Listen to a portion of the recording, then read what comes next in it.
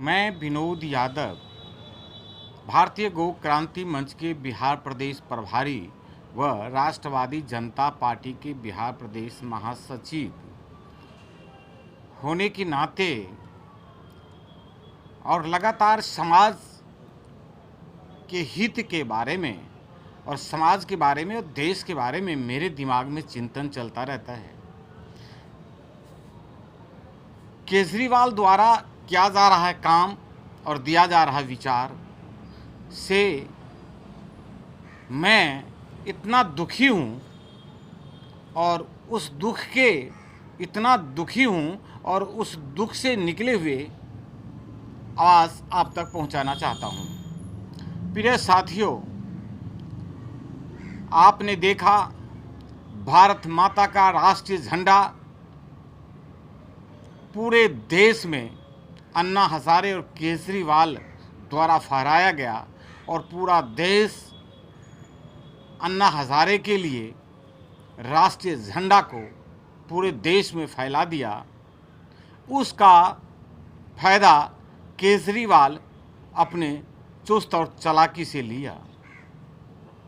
आज अन्ना हजारे जहाँ भी है उनका आज धोखा से भी केजरीवाल नाम नहीं लेता और उनको धोखा देकर, भारत के जनता को धोखा देकर, दिल्ली के जनता को धोखा देकर आज मुख्यमंत्री बन गया। एक आम आदमी पार्टी और एक आम आदमी का नारा देने वाला आज एक खास आदमी बन गया। जो सदा कहा करता था मैं एक आम आदमी हूँ, आज मुख्यमंत्री और आम आदमी पार्टी का हर एक एमएलए लगभग 2.5 लाख यानी 2,35,000 तनख्वाह था, जिसमें और कुछ बढ़ोतरी हुई है। हर एक एमएलए 15 से 16 लाख रुपया प्रति महीना खर्चा दिखा रहा है। पूरे दिल्ली में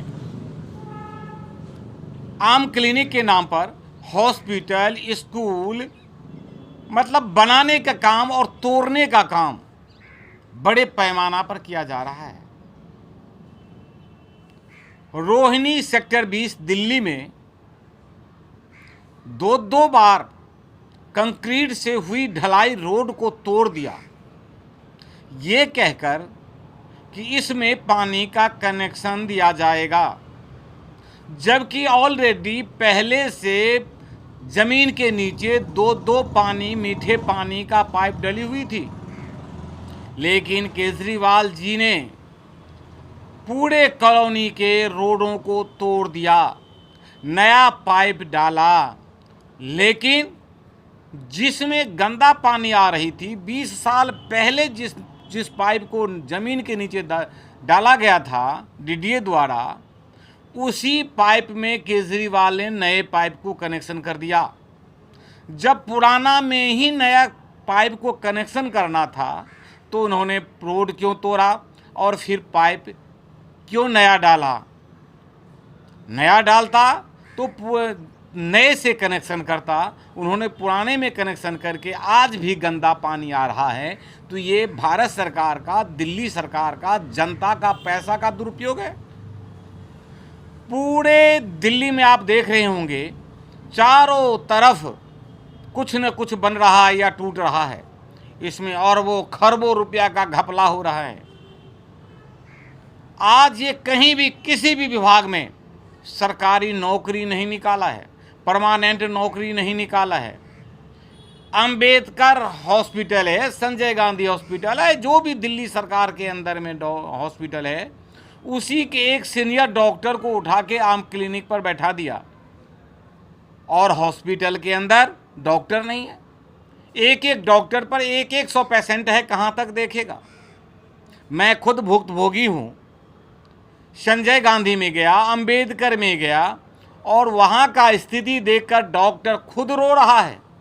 बोला मैं एक डॉक्टर दांत का, सारे डॉक्टर यहाँ से गए हुए हैं पेपर देने और कहीं कहीं गए हैं पता नहीं, और मैं अभी तक 60 से 70-80 पेशेंट को देख चुका हूँ। बताओ मैं क्या हूँ? मैं खुद दांत का दर्द लेकर गया था और वो टेंशन में ऐसी दवाई लिखी जो दूसरे डॉक्टर ने, एम्स के डॉक्टर ने मना कर दिया खाने से, प्राइवेट डॉक्टर ने मना कर दिया खाने से।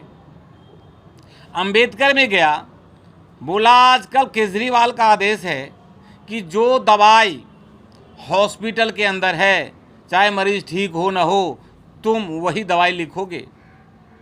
अरे तुमसे तो कहीं बढ़िया पहले था, जो डॉक्टर कम से कम देखकर दवाई लिखता था, जिस भी दवाई से बीमारी ठीक होगी वही दवाई लिखता था। चाहे आपको हॉस्पिटल में मिलता है तो ले लो, बाहर से मिलता है तो बाहर से लेके खा के ठीक हो जाओ।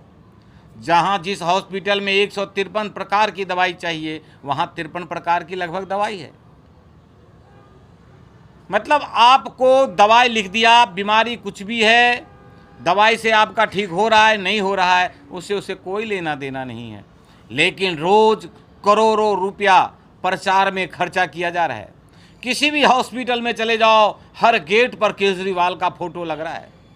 प्रचार ही प्रचार, प्रचार ही प्रचार।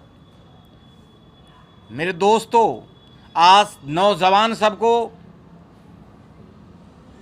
डिफेंस में भर्ती किया, जब उसकी जवानी खत्म हो जाएगी अपने घर बैठेगा। क्यों ऐसे कर रहा है? अगर उसे डिफेंस में अगर ये बहाली करनी थी तो इसी नौकरी को, जो नौजवान को भर्ती कर रहे हैं, उसी को परमानेंट कर देते। आप तो आम आदमी हैं, खुद अपना तनख्वाह लाखों में ले रहे हैं और डिफेंस में भर्ती कर करके नौजवानों का जवानी ख़त्म कर रहे हैं। आज ये ठेकेदार के माध्यम से, मंत्री, एमएलए, काउंसलर के माध्यम से ये अपने पार्टी को उसको मजबूत कर रहे हैं और पूरे देश में चुनाव लड़कर प्रधानमंत्री का ख्वाब देख रहे हैं। केजरीवाल जी, भारत का जनता इतना बुद्धू नहीं है जितना आप समझ रहे हैं। आपके ऊपर चुनाव आयोग को, भारत सरकार को और देश के जनता को एफआईआर कराना चाहिए। आप ही लोग कहते हैं कि वोट कभी लालच में नहीं देना चाहिए, वोट खरीदना कानूनी जुल्म है। फिर आप उत्तराखंड में जाकर, यूपी में जाकर, पंजाब में जाकर जनता को सब कुछ फ्री, किस लिए?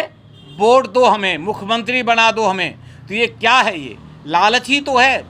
और लालच देकर वोट मांगना, वहाँ का मुख्यमंत्री बनना, क्या ये कानूनी अपराध नहीं है?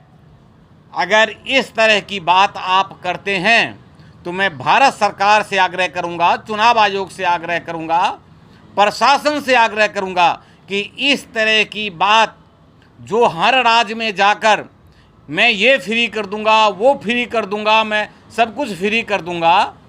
आज दिल्ली जैसे शहर में आपने जो 70,000, 50,000, 60,000, 35,000, 30,000, 20,000 तनख्वाह लेने वाली महिलाएं हैं, जो गरीब है वो तो चलो ठीक, जो 20,000, 30,000 तनख्वाह लेने वाली है वो आज फ्री में जा रहा है। इससे क्या देश का नुकसान नहीं हो रहा है? आप अगर फायदा चाहते हैं देश का, तो आप अपनी तनख्वाह 30-35,000 क्यों नहीं कर लेते? आप 2,35,000, 2.5 लाख रुपया ले रहे हैं, 15 से 16 लाख रुपया प्रति महीना खर्चा दिखा रहे हैं। बाहर मुख्यमंत्री जी, आप देशभक्त बनते हैं। मुझे लग रहा है आज नहीं तो कल पूरे देश के लोग, दिल्ली के लोग आपके हकीकत को पहचानेंगे। और आप जो लालच देकर वोट मांगने की प्रथा चलाया है, ये सरासर गलत है। और मैं सभी सरकार से, प्रशासन से आग्रह करूंगा कि इस तरह की भाषण पर, इस तरह की लालच देकर मुख्यमंत्री बनने की, जनता को ठगने की, जनता को, देश को बर्बाद करने की जो साजिश चल रही है, इस पर लगाम लगाया जाए। जय हिंद, जय भारत। आपका अपना भाई विनोद यादव।